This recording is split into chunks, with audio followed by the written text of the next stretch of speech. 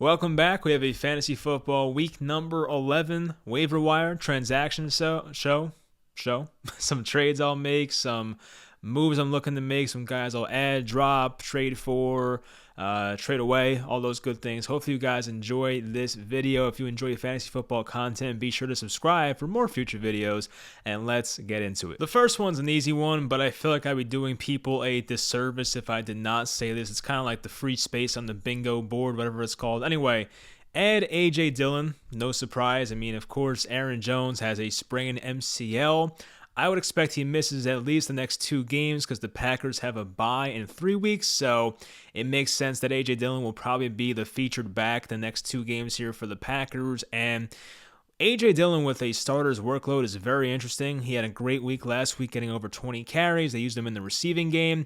And Dillon's definitely a top 10 running back play as long as Aaron Jones is not there. The other backup they have is Patrick Taylor, who has 2 carries on the entire season. So it should be the A.J. Dillon show. I think they play Minnesota next week, so that's a good matchup. So definitely add A.J. Dillon, probably owned in most leagues, but just make sure he's not on the free agent list because you don't want one of your league mates getting him. Number 2, this is crazy because I thought this guy was like literally out of the NFL like a month ago, but add Dionta Foreman, who is 4% owned right now. He is a running back for the Tennessee Titans. So Foreman led all the running backs and snaps in week number 10 in the Titans backfield in that game against the Saints. Foreman played 35% of snaps, Adrian Peterson 33% of snaps, and Jeremy McNichols 27% of snaps. Just watching the game with my eyes, I could see that Dionta Foreman looks like a much better player than Adrian Peterson at 36 years old. Is that a surprise? No, because Dionta Foreman is not really a bad player. He was once a 3rd-round pick for the Texans, got just injured every year, it felt like. He definitely had some potential. I know he tore his Achilles one year and just kept getting hurt after, but now he's finally healthy, and Foreman did see 2 targets in this game, had 48 yards on a big screen pass, I believe, so he is interesting, and if he's playing the most snaps in the second game without Derrick Henry, I feel like he's worth owning. Am I going to feel comfortable starting any Titans running back going forward? Not really, but at least Dionta Foreman has a chance to break off and be the number 1 guy in that backfield. So I don't know if they want to go with a 3-way committee the rest of the way. They've, of course, used Derrick Henry as a bell cow in the past, but Derrick Henry's one of a kind. But if they can somehow, if Dionta Foreman can somehow get a 60% snap share in this offense at some point this year, he'll be a useful player. So I would just add him and wait and see what happens. And, I'm not really too fond of Adrian Peterson right now. He's just a touchdown or bust type of guy. McNichols is fine when the Titans are trailing, but when they're playing from ahead, which is going to be most weeks because they're a good team, he's not very useful either. So it seems like Dionta Foreman might be the guy. And plus, they play the Texans next week, which is a revenge game because, as I mentioned, he's a former Texan. So I do like that narrative. So go ahead and add Dionta Foreman and see what happens as the weeks go on. Number 3 is a guy I mention every week, and I'll keep saying it. You got to add Dan Arnold, the tight end for the Jacksonville Jaguars, who's 26% owned in Yahoo leagues. He has 24 targets over his past 3 games. Very good for a tight end, honestly. It's not Travis Kelce, it's not Darren Waller, but it ain't bad either. It's not the 1 target that TJ Hawkinson got this week, right? So we'll take that. He has 14 points, 10 points, 13 points in full PPR in his past 3 games. He's one of Trevor Lawrence's favorite targets right now, which is surprising, but he is. The Jaguars often play from behind, definitely benefits the pass catchers there, and there's a good chance he's a low-end tight end 1 the rest of the year, especially in PPR. I'm not as thrilled to add Dan Arnold in a standard league when you're not getting points for receptions, but in any type of PPR league, especially in those leagues where you get an extra half point for tight ends getting receptions, Dan Arnold is a good guy to own, and you can start him every week, and he's not going to kill you, so he'll be fine. Now, also, if Dan Arnold is owned in your league, I like Tyler Conklin as well. He's been a fine player the past 2 or 3 weeks, and he's kind of getting more involved with this Vikings offense. Dalvin Cook, as I mentioned, always falls down at the 1-yard line, so someone's got to score touchdowns there in Minnesota, and it's been Tyler Conklin, so you can take him if Dan Arnold is already owned in your league. Number 4 is add Justin Fields, the Chicago Bears quarterback, 25% owned. Everyone wants Cam Newton. I don't get it. I mean, I kind of get it. Cam Newton's definitely appealing at the goal line, but it's Cam Newton. How many times are we going to do this? You know what I mean? It's 2021. let's go with Justin Fields, the young guy. He's coming off a bye. He faces Baltimore in Week 11. Baltimore allows the most passing yards per game in the NFL this year. Fields has looked really good the past 2 games ever since Matt Nagy had COVID and Bill Lazor took over the play calling. It seems like Justin Fields has been unleashed in a way, and he's been a lot better. So he has rushing upside. He had that crazy rushing touchdown against the 49ers a couple weeks ago. And the Bears should be playing from behind. They're in a neutral game script against the Ravens. It's not going to be one of those games. Well, I shouldn't say that because the NFL is crazy this year, but it should not be one of those games where the Bears are up by 2 possessions and they get to run the ball every time. Yes, they like to run the ball with Montgomery, even Khalil Herbert, but Justin Fields should get a lot of passing attempts in that game. He's a good sleeper and a good start in Week 11 in my opinion, and he might keep it up beyond that. So I would add Justin Fields right now and just see how it goes the rest of the year. Number 5 for me is add the Cleveland Browns defense. Yes, the Cleveland Browns defense that got like -6 points last week, but it's a new week, all right? Let's not hold any grudges here. So they definitely sucked against New England, but they do get the Lions at home in Week 11, and the Lions are a great matchup for your fantasy defenses. So people in your leagues may get frustrated with Cleveland and drop them, and this is a good week to capitalize and get them back because things fluctuate. The Browns defense 2 weeks ago had 18 points against the Cincinnati Bengals. I mean, stuff happens. Jared Goff has an oblique injury. He should play, but that's not a bad thing either. Jared Goff is fine, and I highly doubt Cleveland poops the bed again. You know, that's kind of a pun intended, but I think they'll have a better week defensively. I'm sure the pass rush will get there, and Jared Goff can make some dumb decisions and fumble the ball. So it should be a good week for the Browns defense, and I definitely would add them if someone dropped them in your league. Number 6 for me is add Darnell Mooney if he's available in your league. He's 46% owned, and he may have been dropped during his bye week, of course. It kind of coincides with what I said about Justin Fields. Justin Fields is playing better, and his receivers might play better. So right now, Mooney has the most targets on Chicago. He has 9 more than Allen Robinson, which is crazy, but he does. The Bears offense, I think, should have a better second half this year. Justin Fields, as I mentioned, is finally being unleashed. That means more pass attempts, more deep ball attempts, and I think Mooney might benefit from that greatly. So outside of the Green Bay and Arizona matchups, they actually have really good matchups for Chicago. So if you just take away those 2, I think Mooney's playable the next 5 out of 7 games or whatever it is. Yeah, I think 5 out of 7 games.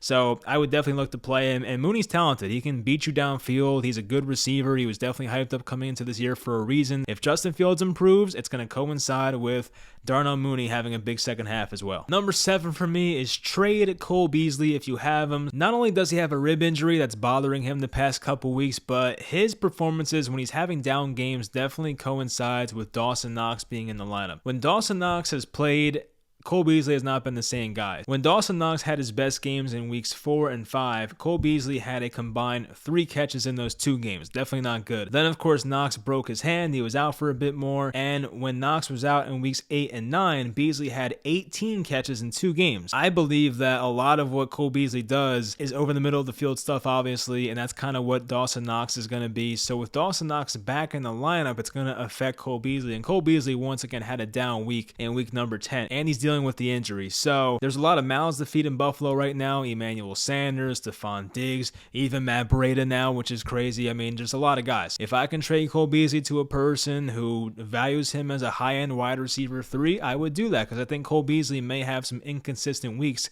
coming up in the future. Number 8 for me is buy Jerry Judy. So the Broncos wide receiver came back a couple weeks ago from the ankle injury, and it seems like Teddy Bridgewater clearly prefers him over Courtland Sutton. I talked about Sutton last video about how Sutton's targets have really dramatically been cut down since Jerry Judy returned to the lineup. So Judy returned in week 8, and he's had 17 targets in his past 2 games, which of course is very good. But Courtland Sutton, who was the wide receiver 1 when Judy was out, Courtland Sutton has 5 targets in his past 2 games as compared to Judy's 17. So 17 to 5.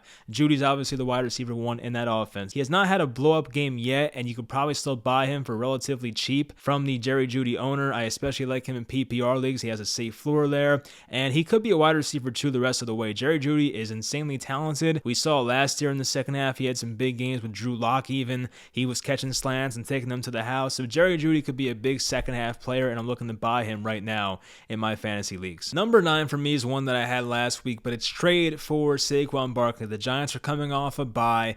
If you want to be like a big brain about this, maybe you wait a week because the Giants do play the Buccaneers. The Buccaneers have like the second best run defense in football. Maybe you wait a week if you you can, but I don't know. I don't want to miss out in case Barclay has a big game on Monday night next week. So anyway, I went over this more in depth in last week's waiver show, but I'll just kind of touch on it again here. So according to Fantasy Pros, the Giants have the second most favorable schedule for fantasy running backs, and when Saquon was getting healthy in weeks 2 through 4, he was playing over 80% of the snaps. Now, Devontae Booker, who's Saquon's backup, looked pretty good, but Saquon's their guy. It was a second overall pick. He's entering a big contract year next year. They're going to play Saquon if he's healthy. He has good matchups in the second half. Once again, the Tampa one coming up is not great, but after that, it's smooth sailing, and he could be a league winner if he's healthy in the second half of the year. Number 10 for me is trade for Eagles quarterback Jaylen Hurst. So Jaylen Hurst has been progressing as a passer noticeably. Yes, he had a bad interception against the Broncos last week, but other than that, he has looked much better as a passer. Now, he has not had a rushing touchdown since week 6 against Tampa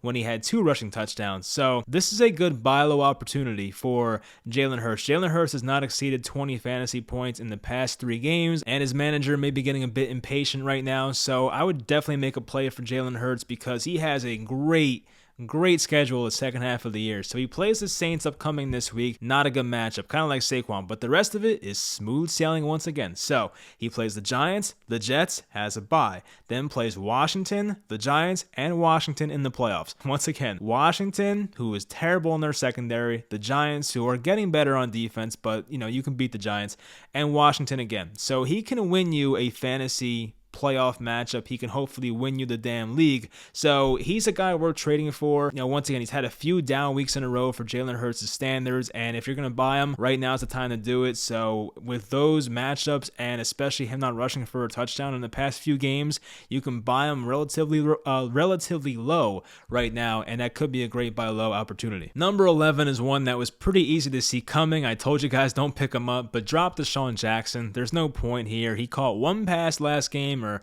on Sunday night, I should say, and he fumbled it. I'm not saying he's going to be in the doghouse, but he's getting one target, and it's just, you can't play Deshaun Jackson consistently. There's no point in keeping him on your bench. You might as well just drop him. He's just wasting space on your bench. I'd rather, stash Carlos Hyde, or I'd rather pick up Cam Newton.